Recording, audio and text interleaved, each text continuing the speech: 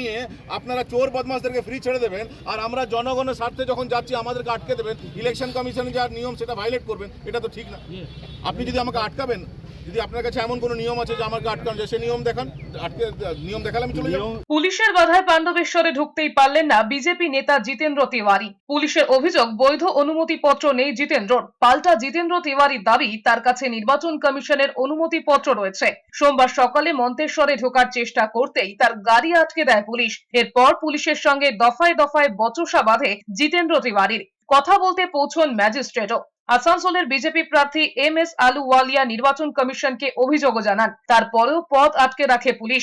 বাধ্য হয়ে আসানসোলে ফিরে যান জিতেন্দ্র তিওয়ারি। তৃণমূলকে সুবিধা পাইয়ে দেওয়ার জন্য পুলিশ আটকে দিয়েছে। আমি গেলে বুথ লুট করতে অসুবিধা হবে, ভোটারদেরকে ভয় দেখাচ্ছে, সেটাতে অসুবিধা হবে, সেগুলো আটকে দিয়েছে। এদিকে বর্ধমান দুর্গাপুর লোকসভা কেন্দ্রের ভিরিঙ্গি গার্লস স্কুলে বিজেপি বিধায়ক লক্ষণ ঘড়ুইকে ধাক্কা দেবার অভিযোগ উঠেছে তৃণমূলের বিরুদ্ধে। 82 নম্বর বুথে বিজেপির পোলিং এজেন্টকে বার করে দেওয়ার খবর পেয়ে সেখানে লক্ষণ ঘড়ুই পৌঁছতেই তৃণমূল কর্মীরা বিক্ষোভ দেখায়। তখনই বিজেপি বিধায়ককে ধাক্কা দেওয়া হয় বলে অভিযোগ।